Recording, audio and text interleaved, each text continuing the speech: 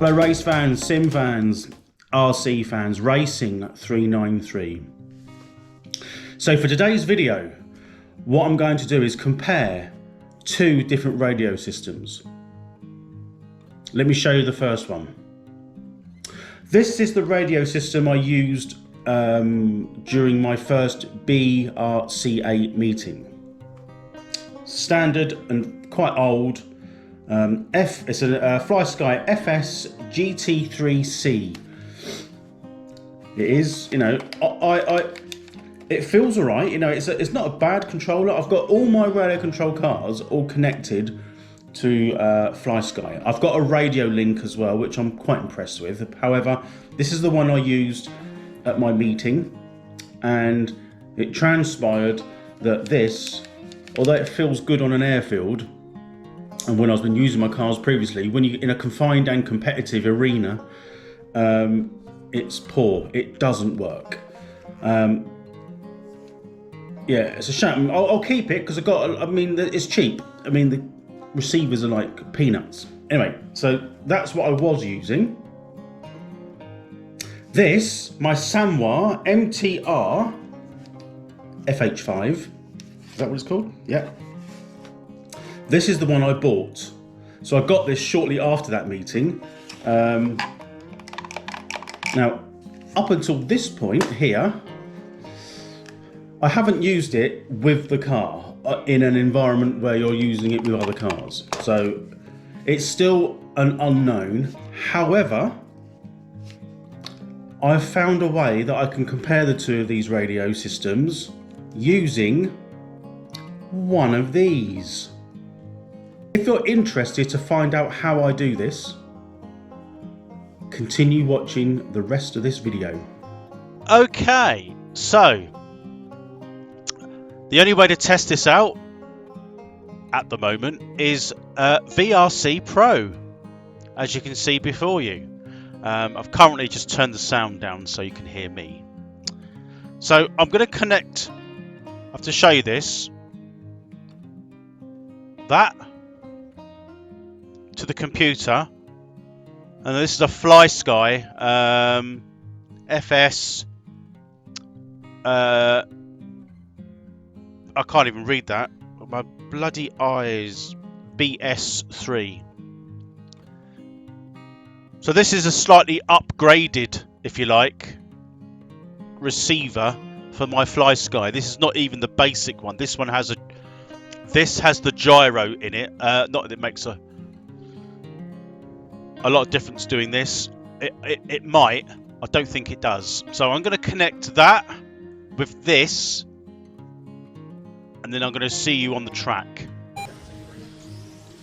So straight away, has started. It feels very, very evasive.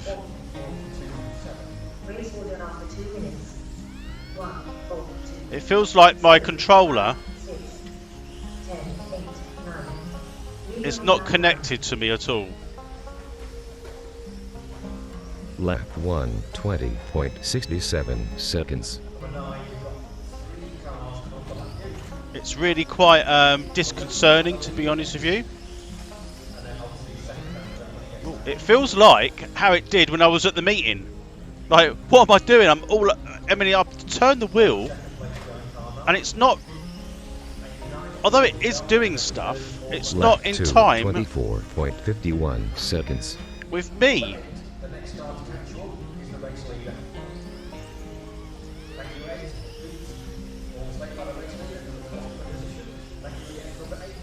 I've got to 1 minute to go. recalibrate my mind. Lap 3, 20.07 seconds.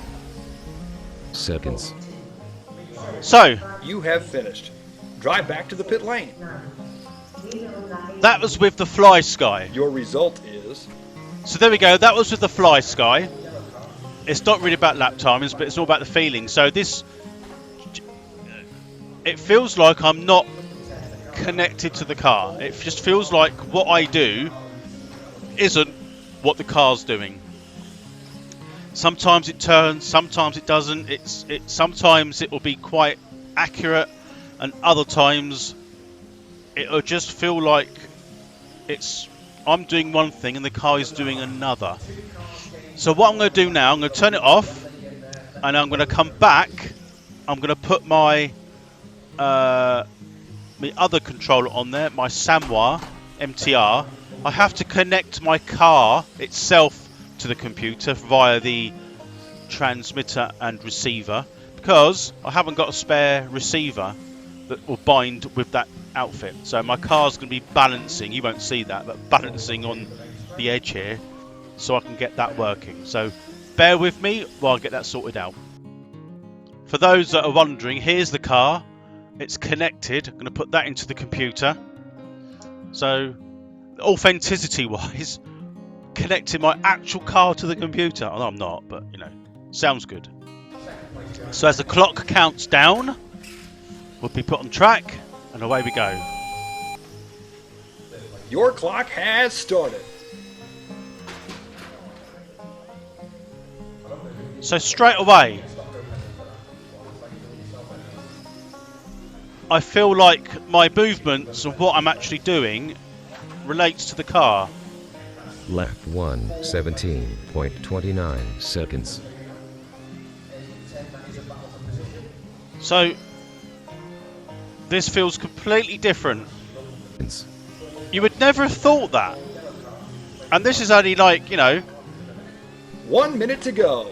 a simulator. It's not even real, is it? But it feels exactly like it does Lap 4, 17. When you're there. 0.05 seconds. Is it because the car, you're not connected to the car as in, or in it, or force feedback.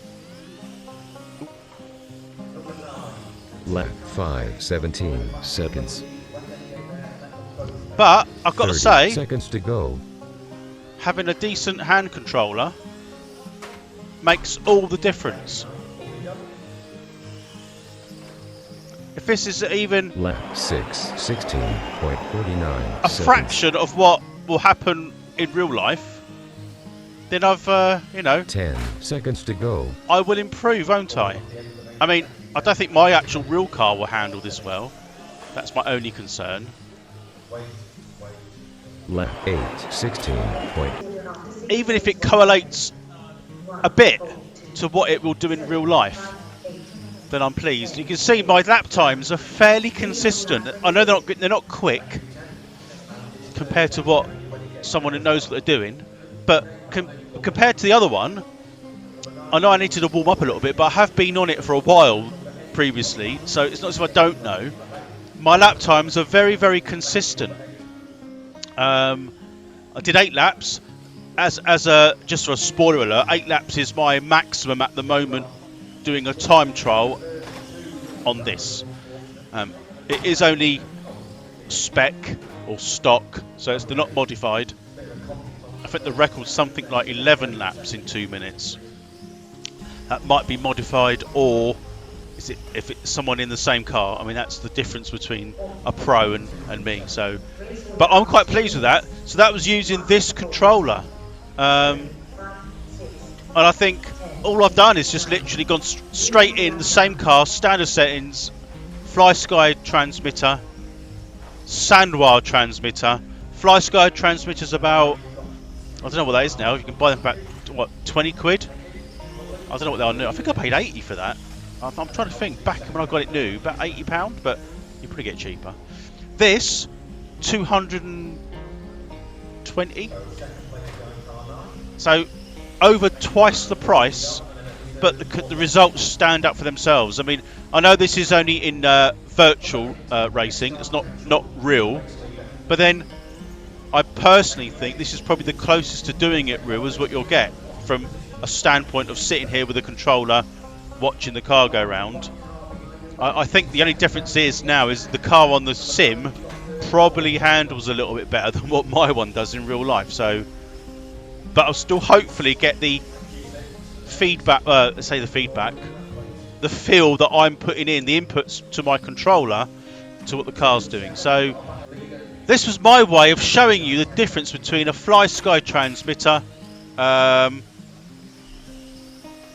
this one, my FlySky, and my Sanwa.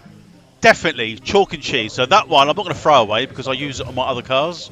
Obviously that one's a marked improvement. Okay, so that's the video for today. Comparison with two transmitters. I hope you found it interesting. The results speak for themselves. I'm still a noob at this, so you know I'm only finding this stuff out.